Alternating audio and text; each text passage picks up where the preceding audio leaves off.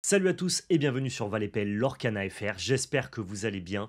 On continue le tour d'horizon des nouveaux decks du chapitre 3. Il y a eu pas mal de tournois récemment et donc forcément le méta est en perpétuelle évolution. Dès que un deck devient dominant avec les engrenages de metagame, on a d'autres decks qui fleurissent et qui apparaissent. Et là aujourd'hui, je vais vous présenter ce qui s'apparente d'après certains très très bons joueurs de l'Orcana, être le meilleur deck du format. Et à mon avis, vous vous attendiez pas à le voir ici ce deck là. Avant toute chose, c'est le moment de laisser un pouce bleu sur la vidéo, de vous abonner surtout si le contenu vous plaît, de partager ces vidéos là.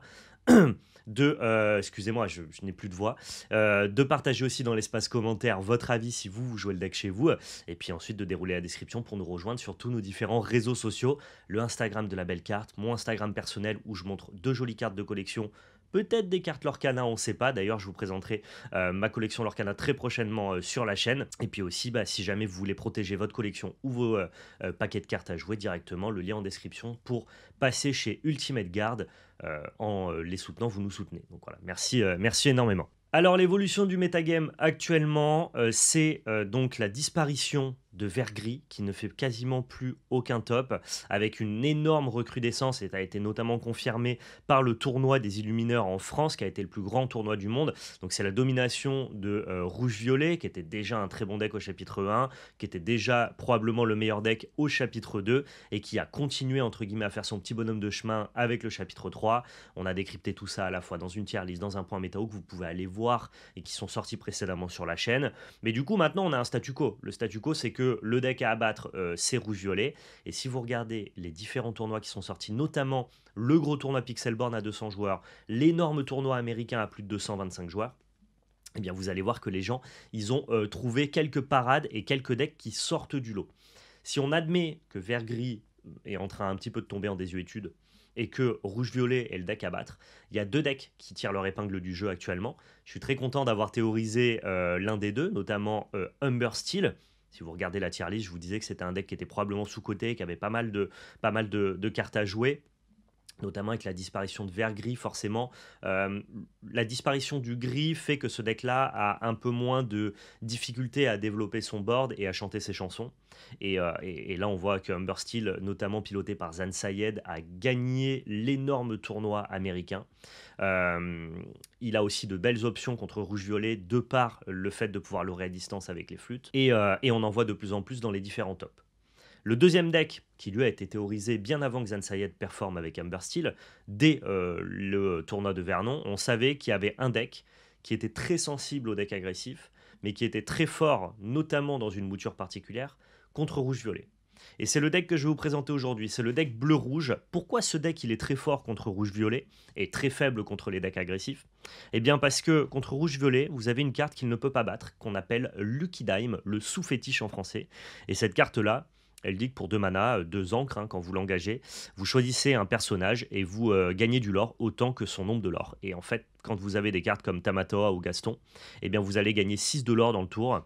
Et votre adversaire, en tout cas en rouge-violet, il n'a aucun moyen de se défendre contre Lucky Dime. C'est impossible pour lui de battre la carte, quoi qu'il se passe. Il va devoir adopter un autre plan de jeu, c'est-à-dire le plan de jeu d'être le deck agressif, d'essayer de poser le plus de cartes sur le board pour gagner rapidement la partie. Et c'est un plan de jeu que rouge-violet, il assume pas du tout. Donc, rouge-bleu, dès lors que aggro n'existe pas, les decks agressifs, est le meilleur deck du format, d'assez loin, et notamment parce qu'il a un match-up excellent contre rouge-violet. C'est un truc que je vais essayer de vous montrer là dans le gameplay aujourd'hui, bien évidemment. Et pourquoi les decks aggro, eux, sont assez peu représentés? Parce que Humber Steel, lui, est en pleine montée, en pleine recrudescence, et c'est un deck qui pack notamment des Tuons la bête et des interactions grises. Donc forcément, ça tient en respect un petit peu les decks agressifs. Et puis on a d'autres decks qui sont très très bons dans le format. Je pense notamment à Jafar Combo, qui lui aussi a pas mal d'interactions grises, ce qui fait que les decks aggro sont un peu en recul. Alors les Américains ont tendance à jouer quand même plus contrôle que les Européens. En Europe, on a quelques Violet Vert par exemple. On a aussi quelques Humber Amethyst qui sont quand même de très très bons decks, notamment spécifiquement contre Rouge-Violet. En tout cas pour Humber Amethyst, ça reste une option viable. Donc voilà, faites attention si vous participez à vos locales, à vos tournois locaux. Ces decks-là restent présents dans le metagame, sont appréciés des joueurs et restent des bons decks, évidemment. Voilà, c'était le petit point méta parce qu'en fait, ça a été tellement vite. J'ai fait un point métao la semaine dernière et il est déjà totalement remis en question avec la recrudescence des decks bleu-rouge et des decks Umber Steel, la disparition de vert-gris et de violet-vert. Il fallait que je vous fasse ce petit point en début de vidéo, bien sûr. Maintenant, l'idée, c'est de partir sur Pixelborn, d'essayer d'affronter des decks violet-rouge et voir un petit peu comment se comporte notre paquet. C'est parti. Violet-rouge, pardon, c'est pas un deck qui est si nouveau, hein. Vous reprenez à peu près la même base que dans le chapitre 2. Je me suis pas attardé sur la présentation de la decklist parce que globalement, vous voyez à peu près comment ça marche. L'idée, c'était plutôt de vous parler de son orientation dans le format, de pourquoi est-ce qu'il est bon et comment on fait justement pour s'adapter aux decks violet-rouge qui sont les decks les plus populaires. Alors on affronte vert-jaune, qui est probablement un très mauvais match-up, dès lors que c'est ou un match-up agressif ou un match-up défausse, ce qui fait partie de la mauvaise range, de ce qu'on veut pas du tout taguer. Donc on va garder les cartes clés ici. Je garde un ancrable avec Tamatoa, qui est une bonne carte de late game. Wow, on pioche que du caca. Que du caca, ça va être très compliqué. On va quand même se battre. On ne sait pas exactement ce que notre adversaire joue.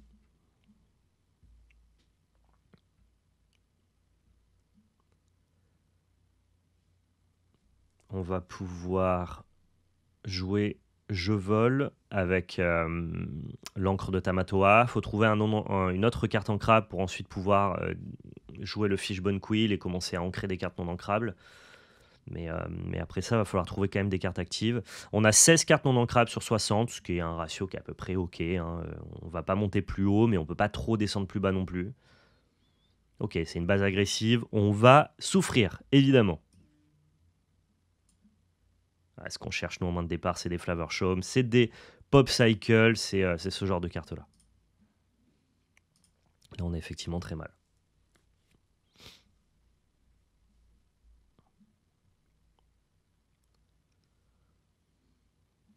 Ok, doublondin. Il joue des Pluto. Alors, visiblement, c'est pas une base discard. On a peut-être un shot à jouer si c'est pas une base discard en essayant d'aller vite vers Be-Prepared. C'est un peu horrible de devoir ancrer ce Flavor Show, mais là, il y a tout qui se passe mal pour nous.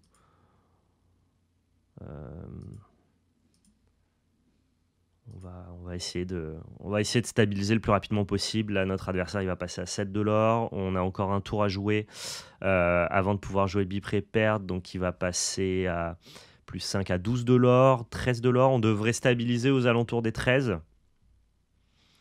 Mais derrière, on a la main vide, quoi. Derrière, on a la main vide. Pas ouf.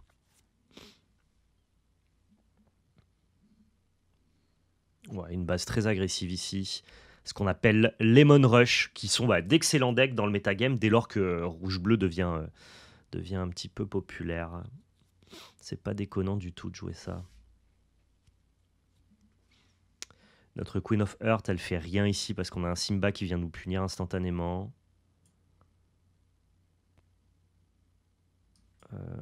Je crois qu'on va développer Gaston ici directement.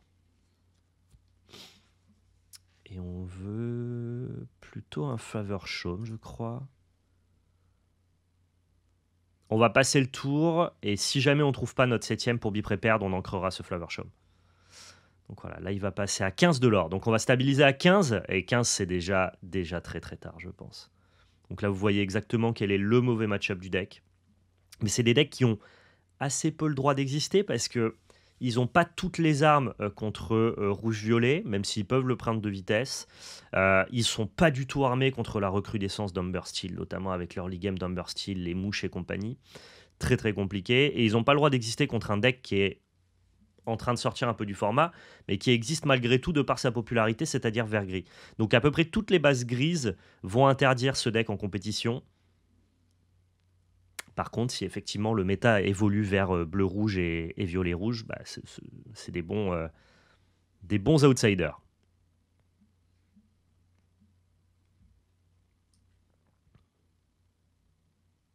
C'est dommage que lui ne chante pas Be-Prepared, ça aurait été assez incroyable.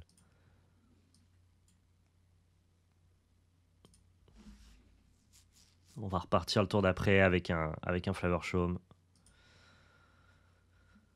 qui nous permettra de piocher en sacrifiant notre Fishbone Quill. On a beaucoup d'avance sur lui en termes d'encre, mais il a beaucoup d'avance sur nous en termes de lore. Je pensais stabiliser à 15, on a stabilisé à 13, on a peut-être un shot à jouer. Il va falloir trouver rapidement nos cartes. Je dis bien peut-être. Je vais essayer de vous mettre le son du jeu peut-être, ça peut être sympa pour vous. Ouais, ça sera sympa. Je pense.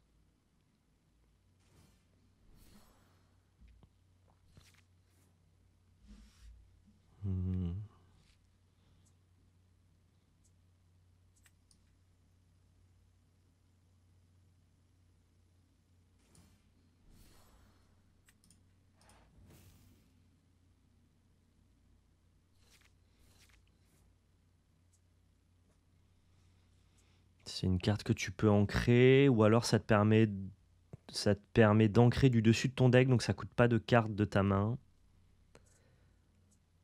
Je crois que je vais la garder pour ancrer, je vais juste jouer je vole ici. Donc on va ancrer, jouer je vole. Et essayer de trouver donc du coup maintenant des cartes high impact comme je les appelle, notamment des Tamatoa ou alors des maléfiques qui vont directement pouvoir gérer les cartes sur le terrain de l'adversaire.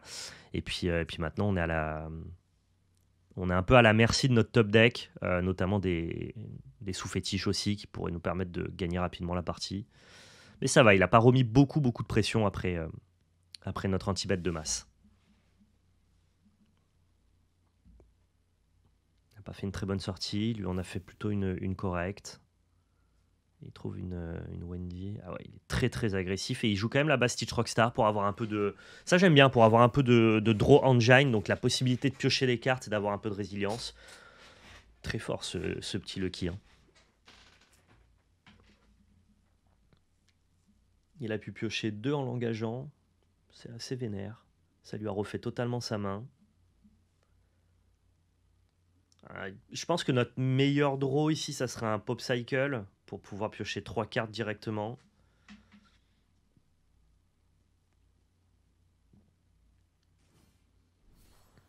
Ok, une enchantresse. Et un fin. Il va falloir essayer de clean tout ça. Ça fait beaucoup de lore.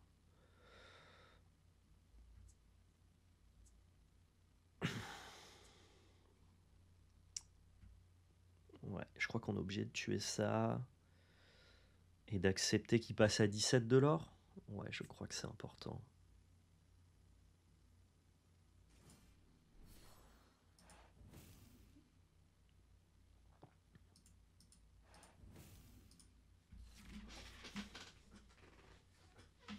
On pourra clean son board s'il décide de l'engager et passer à 17 et tuer la carte qui va être posée et non engagée. C'est une possibilité, quoi. C'est une bonne initiative de jouer ce deck-là en ce moment sur Pixelborn. On sait que Pixelborn regarde beaucoup les tops de tournois et la méta, ou le méta, vous dites comme vous voulez, évidemment c'est un anglicisme et les deux sont corrects, bouge énormément. Donc les engrenages se font assez rapidement. Et comme là, entre guillemets, la mode est à bleu-rouge et à violet-rouge, évidemment, avoir un deck qui essaye de passer en dessous, c'est plutôt bien vu, c'est plutôt malin.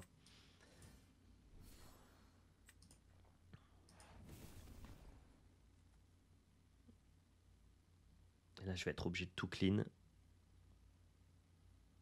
Et tout clean, ça passe par le fait de perdre Maléficiente. Hein. C'est pas grave.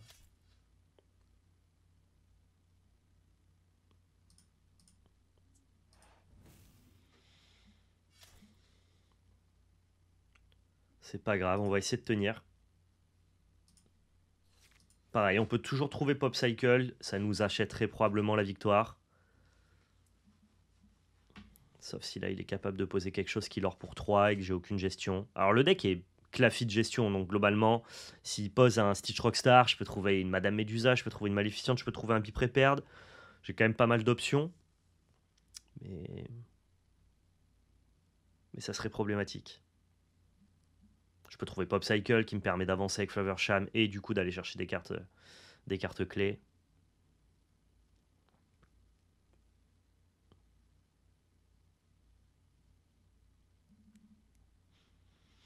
C'est un peu le problème de bleu-rouge, c'est un deck qui est très rigide. C'est un deck qui va être très fort en late game, qui a une option très viable contre un des meilleurs decks du format, mais qui sait assez peu empêcher l'adversaire de l'aurer, quoi. Et ouais, malheureusement. Et là, je pense que c'est juste échec et mat, parce qu'il y a 4 de l'or. Je peux aller piocher avec ça, ce qui est pas trop mal.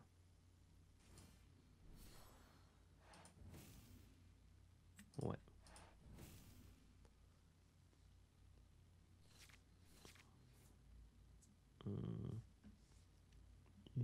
Put into your hand. Ok. Qu'est-ce que je peux trouver qui gère ça? Je vois pas trop d'options ici, même avec grand-mère Tala.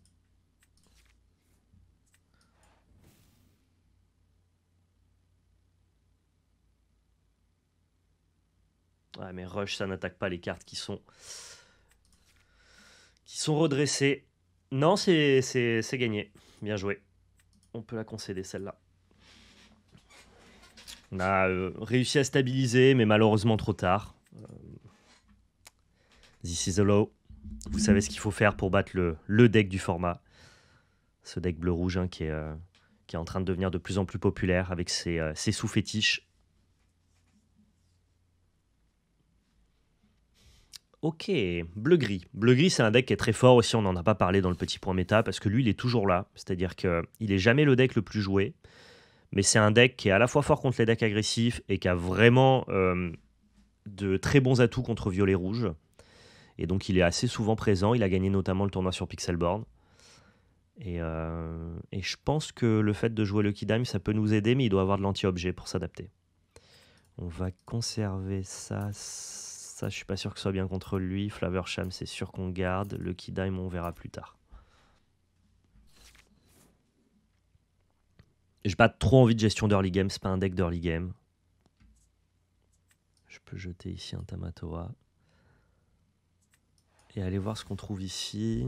Je vais plutôt aller chercher des cartes de draw, à mon avis.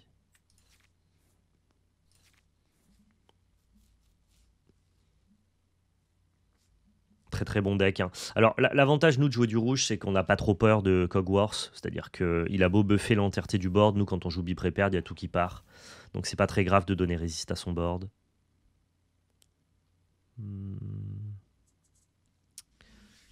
Je pense que ici cette carte-là n'a pas de valeur hein, malheureusement, donc je vais garder les cartes les plus intéressantes, les plus value, et je vais aller ancrer notre petite queen. Il n'a pas de carte d'early game.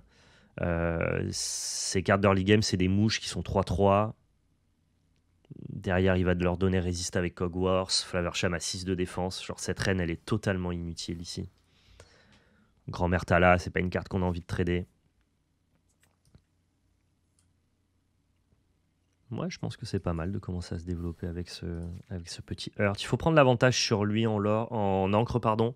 Être capable d'ancrer plus rapidement que lui. Ça peut être une bonne chose.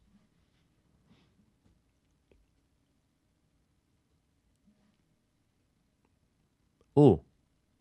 Alors ça nous indique qu'il y a une dynamique combo à son deck, visiblement. C'est peut-être une option viable pour justement essayer de passer au-dessus les decks sous fétiche en ayant toi-même ta propre combo. C'est encore une fois de l'engrenage de méta. Hein. Maui qui est pas mal contre les lieux, mais ce deck-là doit jouer seulement les manoirs de Picsou.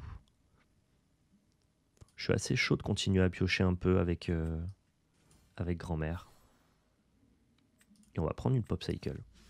Ça sera très bien avec notre Flaversham. Alors là, malheureusement, il faut payer, hein, donc du coup, on passe.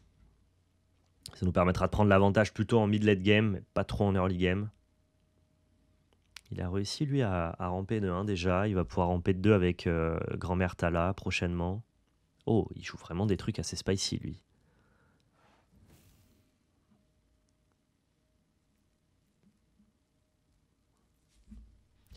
On a affaire à un excentrique.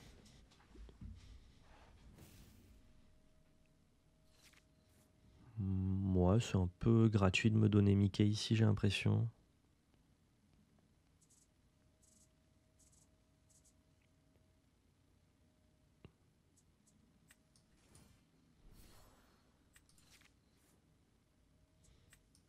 C'est pas ton game, Tamatoa. De toute façon, on en a 4. Je crois qu'on va développer Flaversham directement.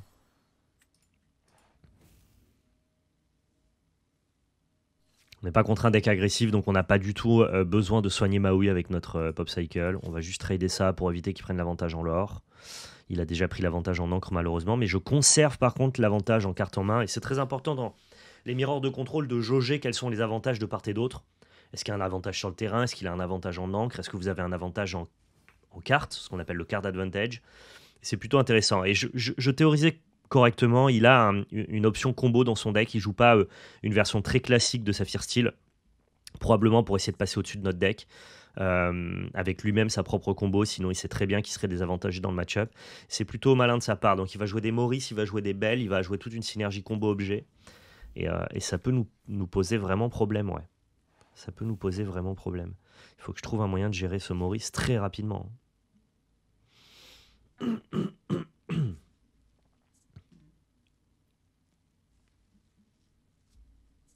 D'accord. D'accord.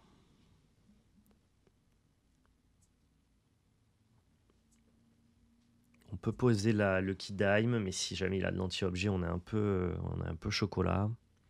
Et en même temps, lui, s'il pioche énormément, c'est vraiment très grave. Il faut que j'aille chercher une solution, je pense. Ouais.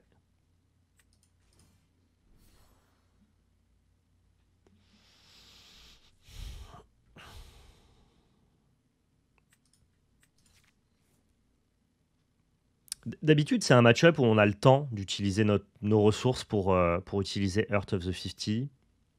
Mais ici, il nous met vraiment une pression en fait. Il a juste beaucoup rampé, beaucoup accéléré. Into Maurice, et on se retrouve un peu battu, quoi.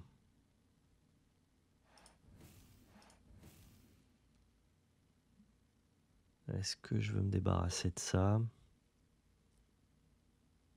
Moi, je crois. Il faut que j'aille chercher une réponse clean à Maurice.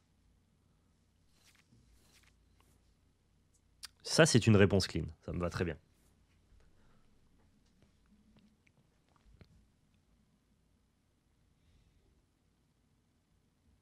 Le Bayou, c'est très bien. Hein, ça permet de filtrer son deck et d'avancer vers sa combo. Il a un deck qui est plutôt bien pensé. Ok.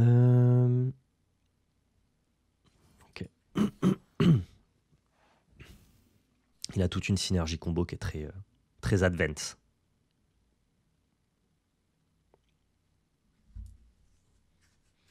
C'est le problème de bleu-rouge. Hein. Bleu-rouge, on gère très bien tout ce qui est board. Board midrange et board control, notamment avec le Kidime. Par contre, les autres synergies, la synergie objet, nous, on n'a pas de destruction d'objets. J'ai une Jedi Ops qui peut aider dans le deck. Et voilà, lui, il a une synergie combo avec Ariel. Je l'ai vu dès qu'il a ancré l'item avec l'œil.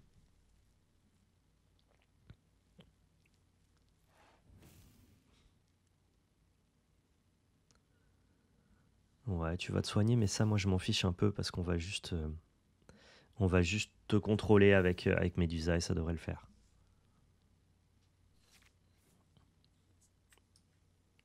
Première chose, ça s'en va.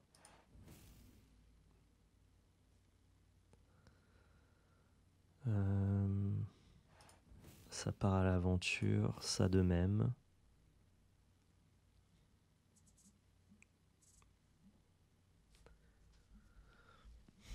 J'ai pas besoin de 2 Tamatoa. Hein. Probablement que le premier sera pas géré dans son deck. Je crois pas qu'il ait la place pour jouer beaucoup d'interactions.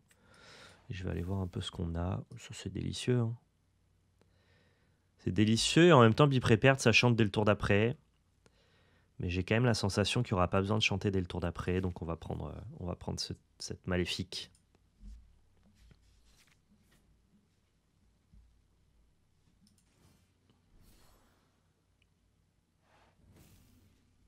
Il se refait une main. Intéressant. Ça va pas être facile cette game. Il va falloir aller se battre. En plus, on a peu d'objets pour faire fonctionner Tamatoa et le Kidim. On va pouvoir aller taper Ariel, ça c'est une bonne chose.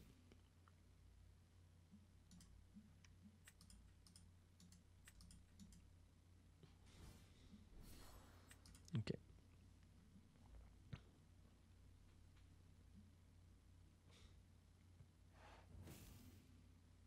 Il va avoir un effet draw discard pour pouvoir avancer pareil, encore une fois vers la partie combo de son deck.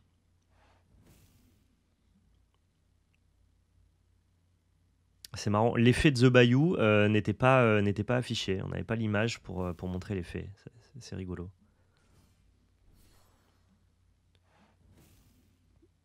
Ouais. Il a vraiment beaucoup d'objets, en même temps ça fonctionne très bien avec Ariel, donc ça s'entend tout à fait. Il va probablement pas me la redonner et relorer avec, donc il va falloir que j'attende un tour de plus pour pouvoir aller la chercher avec Maléficiente. En attendant, nous on a quand même pas mal de possibilités d'aller taper dans les lieux. Pour en profiter. Ah. Si tu me donnes l'opportunité de casser ta combo, je vais le faire, hein. Ça me paraît encore plus important.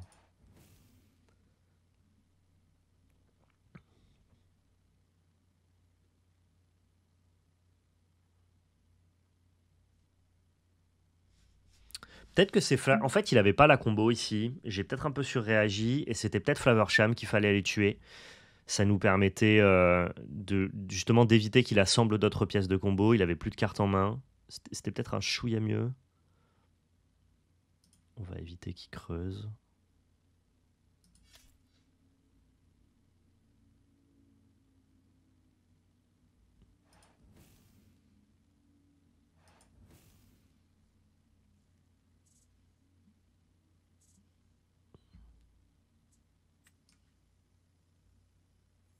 Peut-être que ce manoir, il nous sera utile pour finir la partie. On va voir. Il a l'air d'avoir très peu d'attaques finalement. Ça, c'est un lieu qui donne pas de l'or, donc on n'est pas pressé de le déloger. Il a peu d'attaques, donc c'est difficile pour lui d'aller chercher nos lieux. Peut-être que ça sera utile pour faire la course. Et il a retrouvé une Ariel. C'est pas très grave. Moi, j'ai ma Maléfique pour pouvoir y répondre. Globalement, si on est capable de détruire ses ressources les unes après les autres, on devrait pouvoir s'en sortir. Faut juste pas qu'il arrive à assembler l'item avec les yeux, le papa et Ariel, ce qui lui permettrait de générer directement quasiment 20 de l'or, je pense. Surtout s'il peut piocher en plus avec Flavorsham pour trouver les premiers objets qu'il ferait piocher avec le père Maurice. Allez, arrête-toi là, c'est très bien, t'as déjà fait le job. On va pouvoir aller taper son Flavorsham, ça c'est une très bonne nouvelle.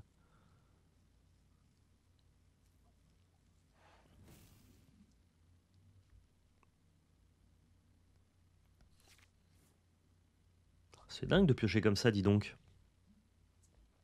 Bon, je crois que c'est plus ton job ici.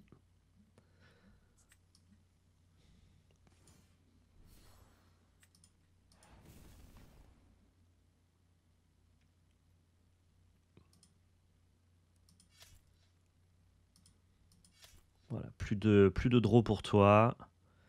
Ça, on s'en fiche. Et nous, on part en quête. En quête de la victoire. On a l'étal le tour d'après. Ça va être très compliqué pour lui de nous déloger. Il n'a pas d'anti-bet de masse. Donc on peut overextend notre board. C'est-à-dire jouer plein de personnages. Et on s'en fiche parce qu'il ne peut pas tous les remove. Et normalement, ça devrait aller. À moins que là, il soit capable de partir un petit peu en live. Il a 6 ressources, mais tous ses objets coûtent 1 de moins. Non, je pense pas. Je pense que sans Ariel ou sans Maurice, il n'est pas capable de faire des bêtises.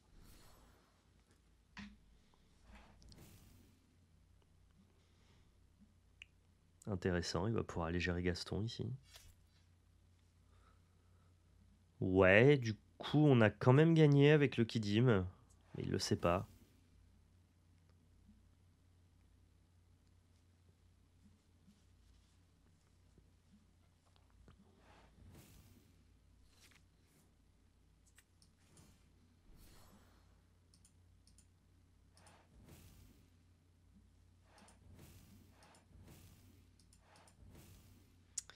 Et GG. GG Wellplay. Intéressant sa liste. Alors c'est une liste qui était déjà populaire lors des premiers chapitres et du second chapitre. Hein, vraiment cette synergie objet avec en bleu-gris. Je peux comprendre pourquoi il essaye de jouer ça au vu du méta actuel, mais c'est un peu mou quand même. C'est un peu mou, ça demande beaucoup de cartes clés pour se mettre en place. Là, tu vois, où par exemple, Bleu Rouge Contrôle, tu as un plan de jeu Lucky Dim qui est capable d'écraser et de battre la plupart des autres plans de jeu. Mais par contre, tu peux dédier tout le reste de ton deck à juste contrôler ce que fait ton adversaire. C'est un peu meilleur. On réaffronte encore un deck aggro. C'est fou, hein. Rouge-violet, on a du mal, hein. On va pas réussir à les affronter.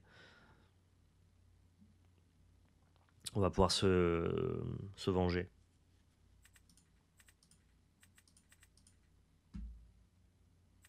Je veux ma reine.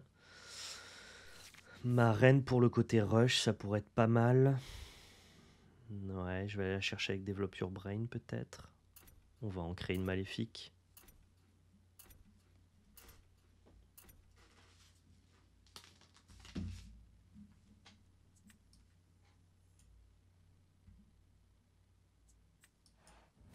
Ah, génial. Une très bonne nouvelle. Déjà, cette game, elle risque de mieux se passer que la première qu'on a eu à jouer. C'est toujours important de savoir exactement contre quoi tu joues et donc du coup, quelles sont les cartes clés que tu veux garder. Ouais, il n'y a pas besoin de la reine, on va juste aller piocher ici. Toujours prendre l'information avant de prendre les décisions. Par exemple, j'aurais pu trouver une carte que j'aurais eu envie d'en créer. Je crois que c'est le manoir de Picsou ici qui n'est pas forcément la carte clé dont on a besoin. Et là, on va pouvoir naturellement avancer, piocher des cartes avec Flower Show, gérer une carte importante sur le board, avoir de la gestion à partir du tour 6, 7 et 8, 9. Normalement, ici, on s'est taillé un petit peu la main sur mesure.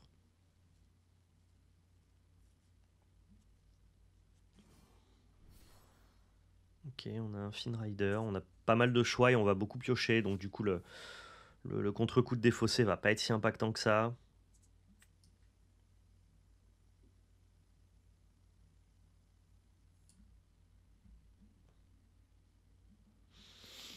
Ça n'a pas de gestion, vert jaune. Il a de quoi temporiser, il peut nous bouncer notre carte, mais s'il nous bounce notre reine, bah, c'est pas très grave. Parce que du coup, on pourra la rejouer en rush. En fait, s'il la bounce, ben, ça revient au même que si je la jouais pas maintenant. Et sinon, je vois pas avec quoi il la gère, donc je vais la jouer. Je vais la jouer, ça me permettra à la fois d'aller challenger Finrider le tour d'après quand il aura pris ses 2 de l'or, et de compenser la perte d'une carte de ma main avec la draw de Flower Show. Ça m'a l'air tout indiqué ici. Donc on va la jouer quand bien même on n'est pas capable d'aller trader maintenant. En fait, on lui dit ce qui va se passer, mais si jamais lui décide de ne pas aller à l'aventure de peur que je trade avec ma reine, ben dans ce cas-là, moi j'ai gagné du temps. Et c'est tout ce que je veux faire avec mon deck, juste gagner du temps. S'il décide de pas l'aurer, ça nous va aussi très bien. Il joue une version plus discard lui. Ok, ça peut être un peu plus problématique, mais à peine plus. C'est juste qu'il va pouvoir se gloutonner d'une petite carte après le trade de Finrider. Bon, why not? Et il y va pas. Il y va pas, mais ça me va très bien. Je pense qu'il aurait dû y aller, whatever. Il aurait compensé la perte avec John et il aurait commencé à prendre de l'or. S'il pense grinder cette game, il se met le doigt dans l'œil. La puissance de la discard, c'est quand tu la couples à l'agression. Agression, disruption. Si tu fais que disrupter, bah, du coup, tu mets pas de pression et je vais avoir des meilleurs top decks, même si tu me vides ma main. Et si tu fais que agresser mais que tu me disruptes pas, bah, moi, je vais trouver mes anti-bêtes de masse. C'est le couple des deux qui peut être problématique.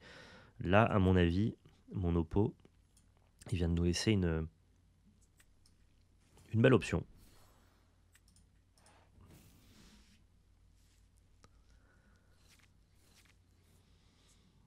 Très bien. Très bien, très bien.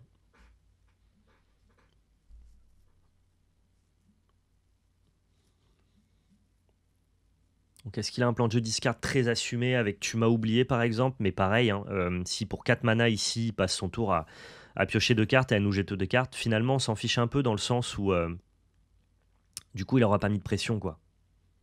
Il aura mis aucune pression, il prend pas de l'or, tu peux me vider ma main, c'est pas très grave quoi. Ça c'est fort. Ça c'est fort parce qu'il va pouvoir nous enlever Bipréperde. Alors après là on comptait plus sur Madame Médusa que sur Bipréperde, donc ça va.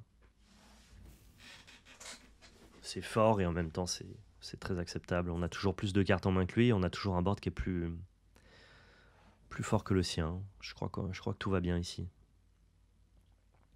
Je crois que je préfère la version agressive qu'on a affrontée au premier match plutôt que cette version turbo discard qui à mon sens, si elle ne se mêle pas un peu à de l'agression, ne suffira pas. On commence par prendre un peu d'informations.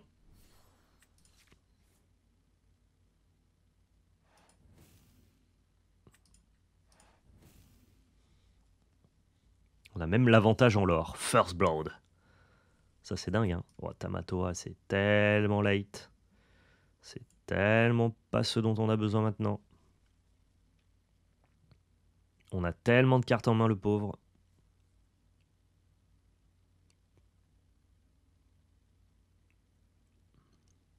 Est-ce que je commence à monter en lore? Je crois pas. Je crois que je fais juste Grand-Mère Tala.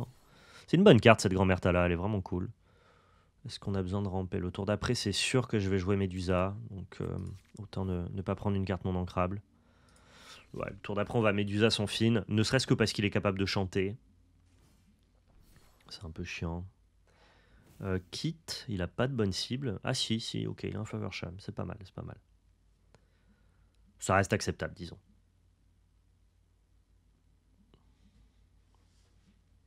Et vous voyez, il met 0 pression. Il est toujours à 0 de l'or. Et nous, on va avancer petit à petit vers nos bi-prépared. Je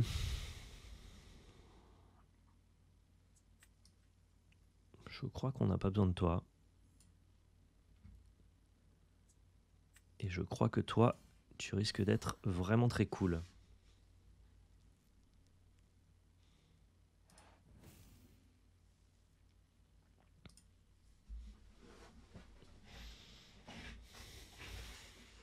C'est dommage qu'elle prenne pas 2 de l'or, ça l'aurait rendu vraiment cool comme carte.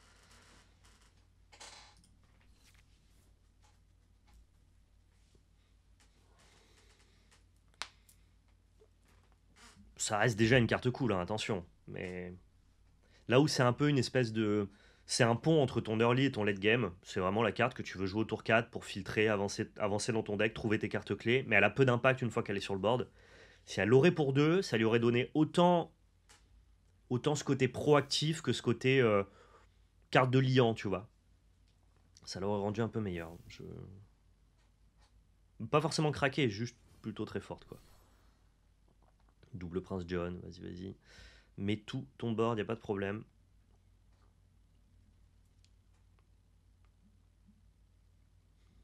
Tour d'après, je crois qu'on va sacrifier juste ou un hameçon ou... je crois pas qu'il joue de lieu, donc je crois que l'hameçon a pas de sens. Ça joue ni lieu ni évasif. Enfin, sauf lui, quoi, mais... Ce qu'on veut, nous, c'est trouver rapidement un bi-prépared, et pour ce cas-là, il faut sacrifier un objet. Et si on sacrifie l'objet qui nous permet d'aller gérer Finrider pour aller trouver spécifiquement un truc qui gère Finrider plus le reste du board, je crois qu'on est, je crois qu'on est bien dans cette situation. Je pense que notre adversaire, il a compris qu'avec 8 cartes en main, son plan discard, il était totalement dead. Allez, un petit rouge-violet là pour finir, ça serait pas mal. Ça serait pas mal. Oh, un mirror de rouge-bleu. Là, ça risque d'être un peu longué. Ça risque d'être un peu longué. Et pour le coup, je pense que le Kidime va être vraiment, vraiment important. Ça, c'est important. Ça, on s'en fout. Ça, c'est pas mal parce que ça gère Flower Show, mais c'est pas ce qu'on cherche. Ouais, je crois que je veux juste creuser. Creuser à fond. Donc, je vais garder ces trois-là. Ce qu'on veut là, c'est piocher, accumuler plus d'encre que l'Oppo, être capable de gérer toutes ces menaces. Et voilà, on voulait juste Flavorsham et la glace. On a Flavorsham et la glace. Allez, ça va bien se passer. Il a un très beau dos de cartes, notre adversaire. Très sympa. Toutes les cartes d'early game, on s'en fiche. On va commencer par... Ouais, Pop Cycle. Je me laisserai plus de choix dans la date en repoussant ça, on le délaye, on le remet à plus tard pour savoir exactement ce qu'on cherche. Si on veut plus de la gestion, si on veut plus aller chercher d'autres piocheurs, si on veut trouver nos payoffs, donc nos récompenses. C'est un choix qui est un peu plus large que Pop Cycle, donc autant... Si j'ai le choix entre les deux, comme je ne sais pas encore ce que je veux, parce que je ne connais pas vraiment la texture de la game, dans ce cas-là, je retarde celui qui me donne le choix le plus large. Je ne sais pas si ça fait sens pour vous.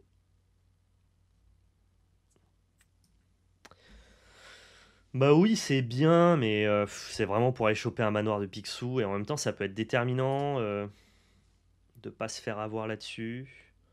Il risque de pas gérer Fever Shop, je peux juste en créer un. Il risque de pas pouvoir le gérer. Je crois que je peux être mana efficient maintenant. Ouais, c'est pas ce que je veux. Donc on va retenter notre chance. Ça, c'est ce que je veux. De l'accélération. C'est tout ce qu'on veut. Tout pile ce qu'on cherche. Accélération, Lucky Dim, Tamatoa et l'orée à distance. Empêcher le rouge qui détruit les personnages de nous disrupter et gagner juste avec notre objet. Oh, il joue des mini évasifs, c'est marrant. Ça, pour le mirror, c'est très fort. C'est très fort, ça va nous obliger justement à avoir de la gestion spécifique. Ça peut lui donner l'avantage en lore assez rapidement. Et il va péter ma Pop Cycle. Hein. C'est plutôt très bien vu de sa part. Est-ce qu'on fait la réponse du berger à la bergère ou pas?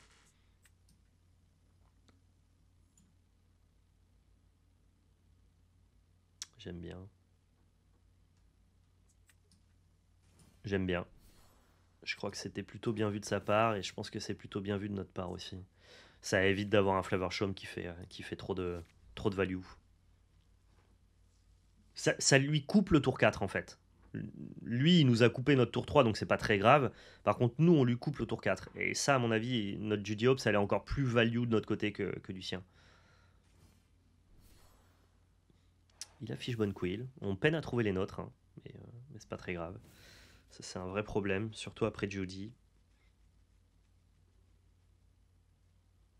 Ouais, c'est dommage. C'est un peu dommage.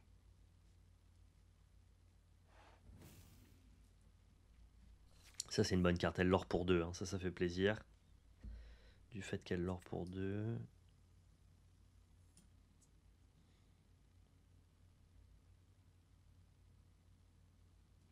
Tour d'après, je pourrais faire ça et ça. Essayons d'être le plus mana efficient possible. J'ai déjà un Flavor Shome, mais j'ai pas d'objet. On va reprendre une grand-mère Tala. Et on va chanter Je vole, ça sera juste mieux en fait. Nice. Il faut que j'arrive à compenser le retard que j'ai du fait que lui il est fiche bonne couille et pas moi. Et ça on peut le compenser avec ça pour le coup. Il a retrouvé un Popcycle, s'il a un Flowersham on est un peu déçu. Du coup notre play de Judy Hopps se retrouve un peu battu quoi, mais bon c'est pas très grave.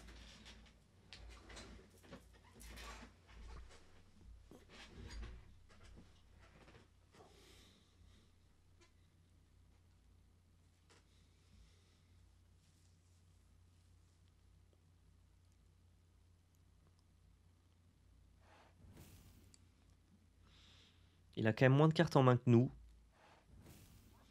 Et comme c'est un deck qui joue pas ce rêve bleu, ça peut être préjudiciable pour lui de perdre sur la partie contrôle de notre paquet. C'est-à-dire que si on a plus de ressources que lui en late game, il a beau avoir plus d'encre, il en profitera probablement pas correctement. Ça c'est très bien ça. Ça c'est très bien. Si on admet que Maui n'est pas forcément la carte clé à ce moment-là, on peut le rattraper en encre tout en étant capable de conserver un petit avantage.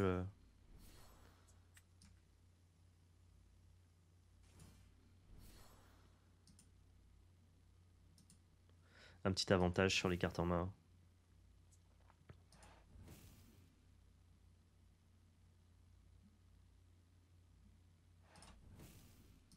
Ok.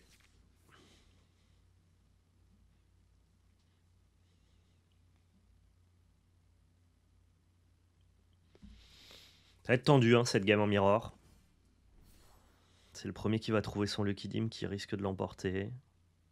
Il trouve un Gaston, ça c'est un peu dommage. Je pensais avoir un avantage avec mon Gaston, mais visiblement lui il a ce qu'il faut aussi.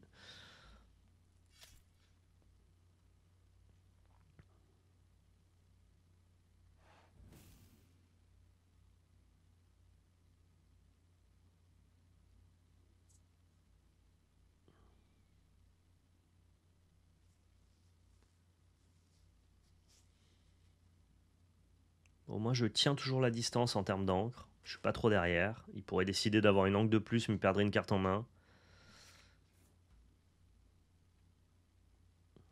D'accord.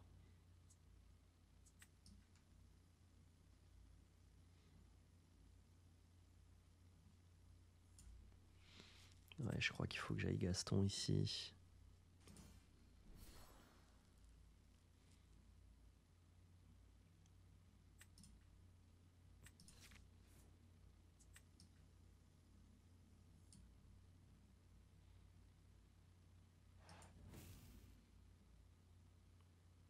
On a pris l'avantage en encre, on a toujours le même nombre de cartes que lui en main.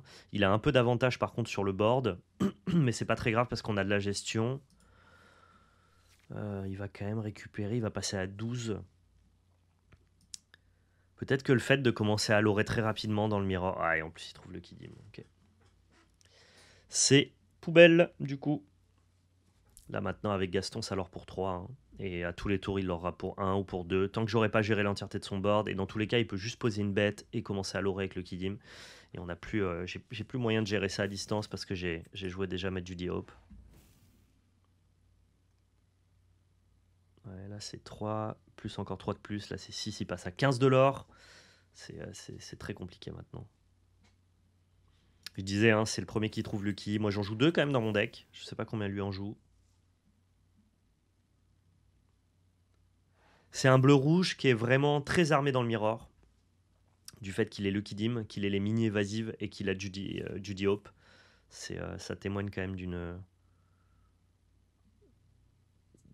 certaine adaptation, quoi.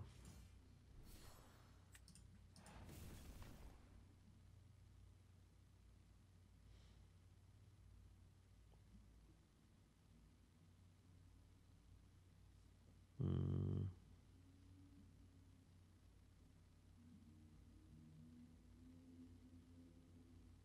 Je suis obligé. Hein. Je suis obligé, il prend que 2 de l'or ici. Il a plus qu'une carte en main. Si c'est pas un truc qu'il fait piocher, peut-être qu'on n'est pas si mal. Je me rends pas bien compte. On va passer le tour. Hein. Il peut brick, il peut avoir plus que des cartes un peu médiocres. Typiquement des items, tu vois, des Fishbone Quill ou alors des Heart of the Fiti. Ça peut être notre shot.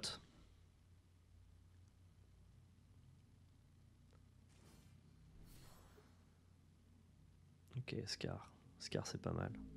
Scar, je l'ai vu aussi dans quelques listes. Je suis pas sûr que ça soit la meilleure carte que tu puisses trouver, mais c'est pas mal. Et ouais, ça lui permet directement de l'orer pour 2. C'est vraiment une catastrophe, cette Lucky Dim.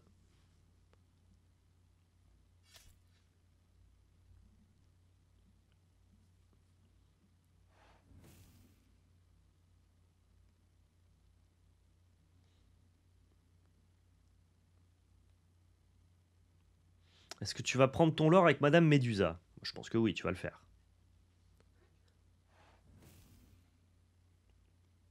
Ok, très bien.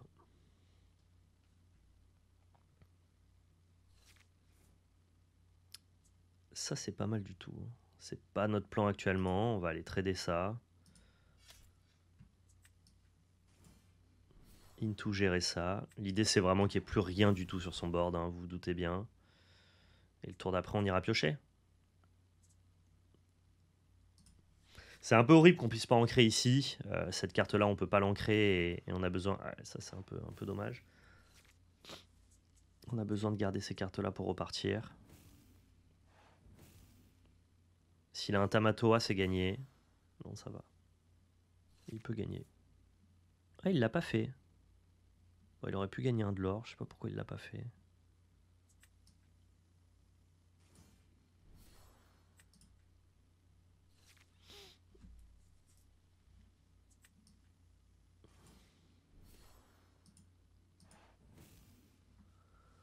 Ok, on peut peut-être s'en sortir ici.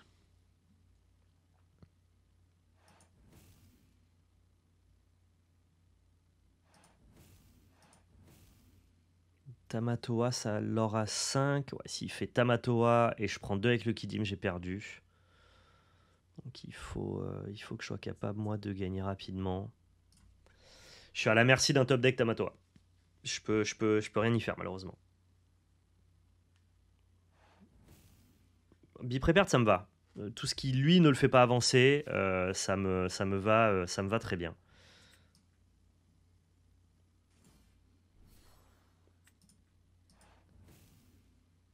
Moi, je peux avancer vers mes cartes clés. Toujours pas de Tamatoa. Putain, c'est dur. Hein. Punaise, c'est difficile.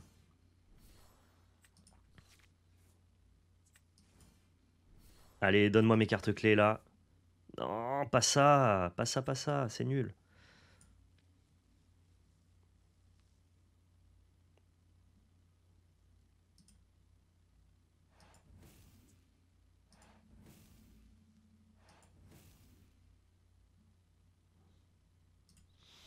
Allez, encore un top deck pourri. Moi, de mon côté, j'ai bien avancé. J'ai 10 cartes d'avance sur lui. Ah, ça, c'est horrible. C'est horriblissime. L'avantage ici, c'est que je peux y répondre instantanément.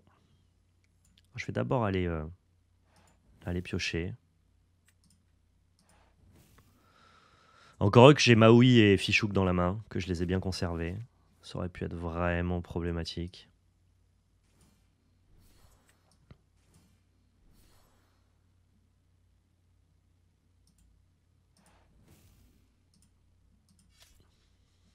Picobello, comme on dit par chez moi.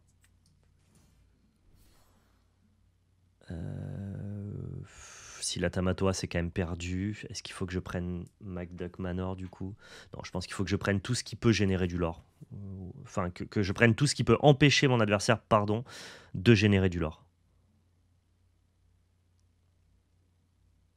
Et est-ce que j'ai besoin de ce Maui? Je crois pas.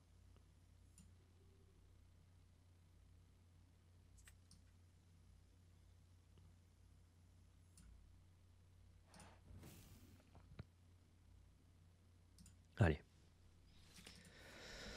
Peut-être que avec ça, malheureusement, j'ai ancré mes 2 Lucky Dim et je le sais pas aussi. Hein, il y a un petit peu ce problème-là. Waouh, ça c'est énorme. C'est énorme. Encore heureux qu'on a gardé ça. Ça lui aurait permis de gagner instantanément le tour d'après. Parce que là, il peut prendre 3 de l'or du coup avec le Kidim. Catastrophe ça. Il va le faire. Il est en train de nous remonter. Putain, quel enfer. Quel enfer. Oh, il a choisi de pas...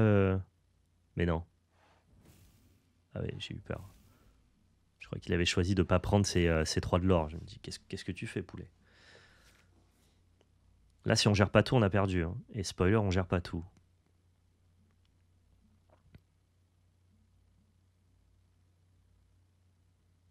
Je crois qu'on a perdu. Il or pour un, il or pour un. Faut que je trouve... Ah non, non, c'est bon, j'ai ce qu'il faut. Je dis de la merde. J'ai ce qu'il faut. Tout va bien. Mais ça, c'est parce que j'ai ancré comme un coquin. Je pète ça, je pète ça. Et je l'or.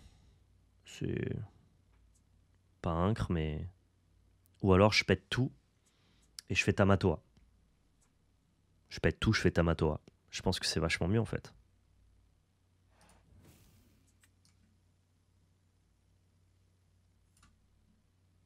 C'est dommage qu'il chante pas, mais...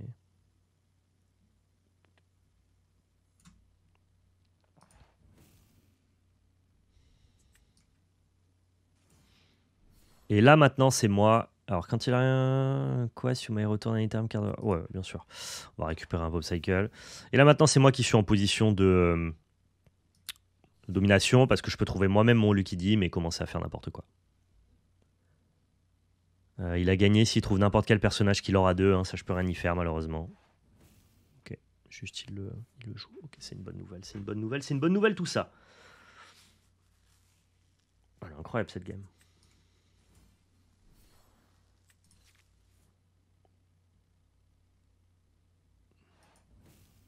Yes! Elle était incroyable cette game. En gros, là, j'avais gagné parce que je viens de trouver Lucky Dim. Je faisais Lucky Dim, mon Tamatoa, il aurait pour 6. Et ensuite, avec Lucky Dim, je payais 2. Je regagnais 6 de l'or. On prenait 12 de l'or dans le tour. Let's go. Ah, j'ai eu tellement de chance que sur la dernière, il top deck pas une carte qui lui donne 2 de l'or. Il pouvait trouver quoi qui lui donnait 2 de l'or? Medusa, ça marche pas. Flaversham, ça marche pas. Grand Mertala, ça marche pas.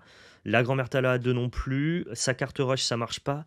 Ah, il pouvait top decker Gaston, mais il en avait déjà passé. Il pouvait top decker Scar s'il en a un deuxième. Bon, ben on a réussi, hein, c'est passé, mais de justesse. Et pourtant, il a trouvé sous-fétiche avant nous, ce qui normalement lui donnait vraiment un vrai avantage dans le match-up. Il avait une liste qui était très adaptée au mirror. Je suis content. Ça s'est bien passé.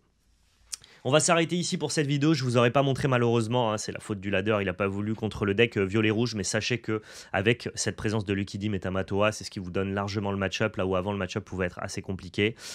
Très très bon deck pour s'adapter donc du coup au méta actuel, que ce soit Ember Steel ou violet-rouge, et ben rouge-bleu est très adapté à ces match-up là. Plutôt très bon aussi contre violet-gris, et par contre plutôt faible pour tout ce qui est deck agressif. Selon votre metagame, selon ce que vous rencontrez dans vos tournois locaux ou alors sur les gros tournois, vous savez que bleu-rouge est une option très très viable. Merci à tous d'avoir regardé cette vidéo. N'hésitez pas à partager dans l'espace commentaire. On se retrouve très prochainement pour du contenu lié à l'Orcana comme d'habitude. Et surtout, n'oubliez pas, c'était de la belle magie. Ciao tout le monde, à plus!